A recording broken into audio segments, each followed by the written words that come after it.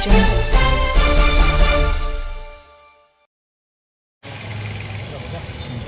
ಇದು ಒಂದು ನಾವು ಒಂದು ಭಕ್ತಿ ಸಾಧನ ಅಂತ ಒಂದು ಕಾರ್ಯಕ್ರಮವನ್ನು ನಾವು ಹಮ್ಮಿಕೊಂಡಿದ್ದೇವೆ.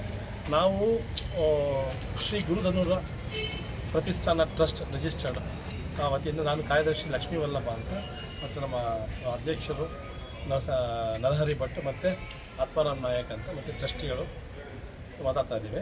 ಸೊ ಈ ಟ್ರಸ್ಟ್ ಮೂಲಕ ನಾವು ಟ್ರಸ್ಟ್ ಆಯೋಜನೆ ಮಾಡ್ತಾ ಇದ್ದಂಥ ಒಂದು ಕಾರ್ಯಕ್ರಮ ಸಹಭಾಗಿತ್ವದಲ್ಲಿ ಸ್ಕ್ಯಾನ್ಡೆ ಟೆಕ್ನಾಲಜೀಸ್ ಅವರು ಕೂಡ ಈ ಕಾರ್ಯಕ್ರಮವನ್ನು ಸಹಭಾಗಿತ್ವದಲ್ಲಿ ನಡೆಸ್ಕೊಡ್ತಾ ಇದ್ದಾರೆ. ಇದು ಒಂದು ಭಕ್ತಿ ಸಾಧನ ಅಂತ ಒಂದು ಕಾರ್ಯಕ್ರಮದ ಹೆಸರು. ಅಂದರೆ ಭಕ್ತಿಯ ಮೂಲಕ ರಾಷ್ಟ್ರೀಯ ಭಾವೈಕ್ಯತೆಯನ್ನು ಜಾಗೃತಗೊಳಿಸುವಂಥ ಒಂದು ಕಾರ್ಯಕ್ರಮ ಆಗಿರುತ್ತೆ. ಸೊ ಈ ಕಾರ್ಯಕ್ರಮದ ಮುಖ್ಯ ಉದ್ದೇಶ ಅಂತಂದರೆ ಇವತ್ತು ಸಾಮಾನ್ಯವಾಗಿ ಎಲ್ಲ ಯುವ ಸಮೂಹ ಆಗಲಿ ಅಥವಾ ವಿದ್ಯಾರ್ಥಿಗಳಾಗಲಿ ಅಥವಾ ಜನಸಾಮಾನ್ಯರು ಯಾಂತ್ರಿಕ ಜೀವನದಲ್ಲಿ ಹೋಗ್ತಾ ಇದ್ದಾರೆ. ಅವ್ರನ್ನ ಮತ್ತೆ ನಾವು ಆಧ್ಯಾತ್ಮದ ಕಡೆಗೆ ಭಕ್ತಿಯ ಕಡೆಗೆ ಸೆಳೆಯೋದೇ ಕಾರ್ಯಕ್ರಮದ ಮುಖ್ಯ ಉದ್ದೇಶ. ಸೊ ಇದು ನಮ್ಮ ಟ್ರಸ್ಟ್ನ 2ನೇ ಕಾರ್ಯಕ್ರಮ ಆಗಿದೆ. ಮೊದಲೊಂದು ಸಲ ನಾವಿಂದ ಗುರುವಂದನ ಕಾರ್ಯಕ್ರಮ ಅಂತ ಮಾಡಿದ್ವಿ ಕಳೆದ ವರ್ಷ.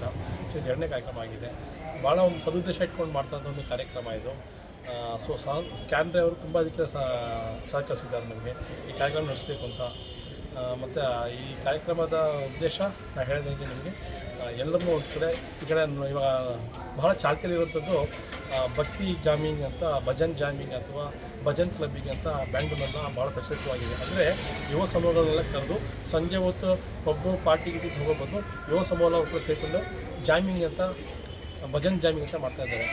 ಈಗ ಅಂಥದ್ದೇ ಒಂದು ಸಣ್ಣ ಸಂಸ್ಕೃತಿನ ನಾವು ಮೈಸೂರು ಕೂಡ ಶುರು ಮಾಡಬೇಕು. ಅದಕ್ಕೊಂದು ಇನಿಷಿಯೇಟಿವ್ ಆಗಿ ಒಂದು ಕಾರ್ಯಕ್ರಮವನ್ನು ಮೊದಲನೇದಾಗಿ ನಾವಿನ್ನು ಮಾಡ್ತಾಯಿದ್ದೀವಿ ಸರ್. ನಿಮ್ಮ ಹೆಸರು ಸರ್? ನನ್ನ ಹೆಸರು ಲಕ್ಷ್ಮೀ ವಲ್ಲಭ KP ಅಂತ. ನಾನು ಟ್ರಸ್ಟ್ನ ಕಾರ್ಯದರ್ಶಿಯಾಗಿದ್ದೇನೆ. ಇವರು ಆತ್ಮಾರಾಮ್ ನಾಯಕ್ ಅಂತ, ಇವರು ಉಪ ಕಾರ್ಯದರ್ಶಿ, ಇವರು ಅಧ್ಯಕ್ಷರು ನರಹರಿ ಭಟ್ ಅಂತ ಹೇಳಿ, ಮತ್ತು ನಮ್ಮ ಟ್ರಸ್ಟಿಗಳು ಇವರು ಅಕ್ಷಯ್ ಪಾಟೀಲ್ ಮತ್ತು ಪುನೀತ್ ಅಂತ ಅವರು ಟ್ರಸ್ಟಿಗಳು. ಎಲ್ಲರಿಗೂ ನಮಸ್ಕಾರ ಬಂಧುಗಳೇ. ಮಹಾಶಿವರಾತ್ರಿ ಈ ಬಾರಿ 15ನೇ ತಾರೀಕು ಭಾನುವಾರ ಬರ್ತಾ ಇದೆ. 14ನೇ ತಾರೀಕು ಮೈಸೂರಿನಲ್ಲಿ ಒಂದು ದೊಡ್ಡ ಮಟ್ಟದ ಹನುಮಾನ್ ಚಾಲೀಸ ಕಾರ್ಯಕ್ರಮವೂ ನಡೀತಾ ಇದೆ. 15ನೇ ತಾರೀಕು ಮಹಾಶಿವರಾತ್ರಿ ಇದೆ.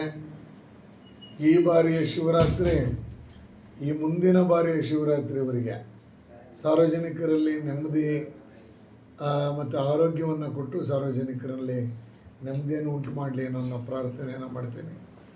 ಕಳೆದ ಬಾರಿ ಅನೇಕ ಅವಘಡಗಳು ರಾಜ್ಯದಲ್ಲಿ ಆಗಿದೆ. ಆ ಎಲ್ಲ ಅವಘಡಗಳು ಮರುಕಳಿಸದಂತೆ ಯಾವುದೂ ಆಗದೇ ಇರುವಂಥ ರೀತಿಯಲ್ಲಿ ರಾಜ್ಯವನ್ನು ಕಾಪಾಡಲಿ. ರಾಜ್ಯದ ರೈತರು ಸುಭಿಕ್ಷೆಯಿಂದ ಇರುವಂಗೆ ಆದರೆ ಈ ರಾಜ್ಯಕ್ಕೆ ಒಳ್ಳೆಯದಾಗತ್ತೆ. ಸಕಾಲಕ್ಕೆ ಮಳೆ ಆಗಲಿ, ಬೆಳೆ ಆಗಲಿ, ಒಳ್ಳೆಯ ಬೆಲೆ ಬಂದರೆ ರೈತರಿಗೂ ಒಳ್ಳೆಯದಾಗತ್ತೆ, ಸಾರ್ವಜನಿಕರಿಗೂ ಒಳ್ಳೆಯದಾಗುತ್ತೆ, ನಾಗರಿಕರಿಗೂ ಒಳ್ಳೆಯದಾಗತ್ತೆ. ಹಾಗಾಗಿ 2026ರ ಶಿವರಾತ್ರಿ ನಮ್ಮೆಲ್ಲರ ಬಾಳಿನಲ್ಲಿ ಬೆಳಕನ್ನು ನೀಡಲಿ ಅನ್ನುವಂಥ ಪ್ರಾರ್ಥನೆಯನ್ನು ಮಾಡ್ತೀನಿ. ನಮಸ್ಕಾರ. ಮಹಾಶಿವರಾತ್ರಿ ಶುಭಾಶಯಗಳು.